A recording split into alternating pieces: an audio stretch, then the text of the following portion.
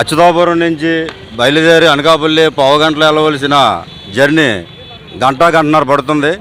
అయినా ప్రయాణికులు ప్రాణభయంతో ఆటో ఎక్కాలంటేనే ముందు రావట్లేదు. జీవనోపాధి కోసం ఆటో వేసుకుందామని ఆటో తీసుకుంటే దాని పెట్టుబడుల కోసం అప్పులు చేసి పెట్టవలసి వస్తుంది. ఏదో ఉపాధి కోసం మేము ఆటో వేసుకొని ఏదో జీవనం గడుపుకుంటున్నాం నిరుద్యోగులుగా ఉండి.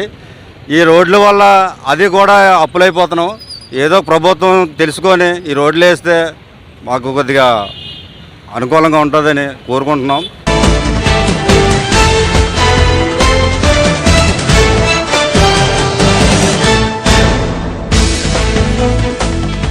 వందల కోట్ల నిధులు, 100 అడుగుల రోడ్డు విస్తరణ, వంతెనల నిర్మాణం, ఏమయ్యాయి ఇవన్నీ? వైవి సుబ్బారెడ్డి నుంచి జిల్లా మంత్రి అమర్నాథ్, స్థానిక ఎమ్మెల్యే యువి రామమూర్తిరాజులు నిధులు వచ్చేస్తున్నాయి, పనులు మొదలు పెడుతున్నారని చెబుతూ వచ్చారు. 4 ఏళ్లు గడిచింది. ఎన్నికల ముందు అచ్యుతాపురం అనకాపల్లి రోడ్డు విస్తరణ లేనట్టేనా?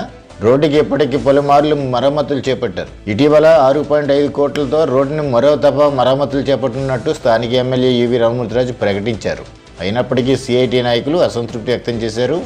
రోడ్డు పొడవునా మానవహారం ఏర్పడి నిరసన వ్యక్తం చేశారు. వాహనాల సంఖ్య పెరిగింది, సెజ్ అభివృద్ధి కుంటుపడింది, భారీ వాహనాల రాకపోకలు జరుగుతున్నాయి, వంతెనలు శిథిలావస్థకు వచ్చాయి. రోడ్డును విస్తరించి పునర్నిర్మించాలని సిఐటి నాయకులు కోరుతున్నారు. పలువురు ప్రజా సంఘాల నాయకులు మీడియాతో మాట్లాడుతున్నారు. చూద్దాం. అనకాపల్లి రోడ్డు పూర్తిగా శిథిలమైపోయింది. ఇక్కడి నుంచి అనకాపల్లి వెళ్ళాలంటే 15 నిమిషాలు పట్టే సమయం ఈరోజు గంట అయినా సరే అనకాపల్లి వెళ్తామో లేదో అన్న పద్ధతిలో ఈరోజు ఈ రోడ్డు నాశనం అయిపోయింది, పూర్తిగా శిథిలమైపోయింది. గుంతలు పడి ఇక్కడి నుంచి గర్భిణీలు కానీ ముసలి వాళ్ళు కానీ లేదంటే ఇక్కడి నుంచి రోజు SEZలు కొన్ని వేల మంది కార్మికులు కానివ్వండి, ప్రజలు కానివ్వండి, వీటితో పాటు అనేకమైన వాహనాలు నిరంతరం ప్రయాణిస్తున్నాయి.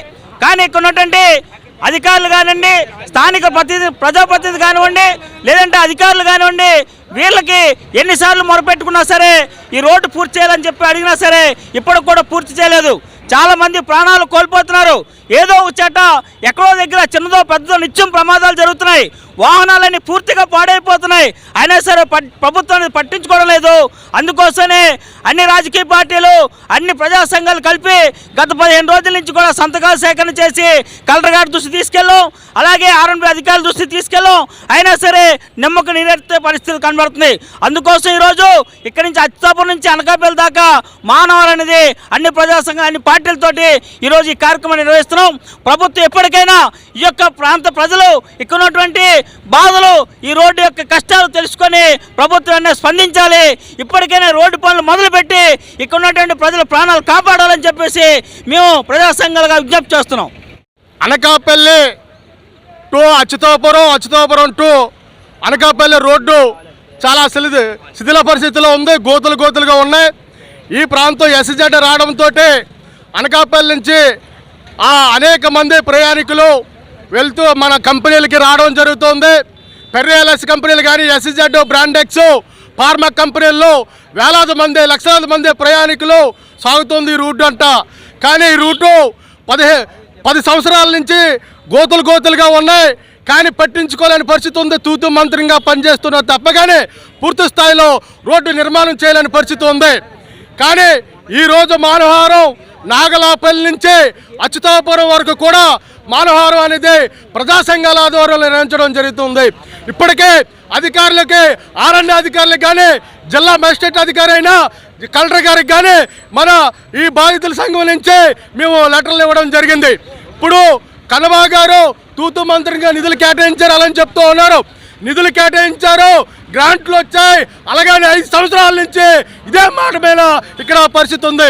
కానీ ఈ మానవహారం అనేది ఈ నాగలాపల్లి నుంచి అచ్యుతాపురం వరకు మానవహారం జరుగుతుంది. అదేవిధంగా ఈ లేని ఎడల ఈ పనులు పూర్తి చేయలేకపోతే ప్రజా సంఘాల ఆధ్వర్యంలో, అఖిలపక్ష రాజకీయ పార్టీ ఆధ్వర్యంలో ఇవి బంద్ పిలిపించే అవకాశాలు ఉన్నాయి. అందుకని ముందుగా పనులు ప్రారంభించాలి, రోడ్డు నాణ్యమైన రోడ్డు వేయాలి. అలాగని బాధితులుగా మేము అడుగుతూ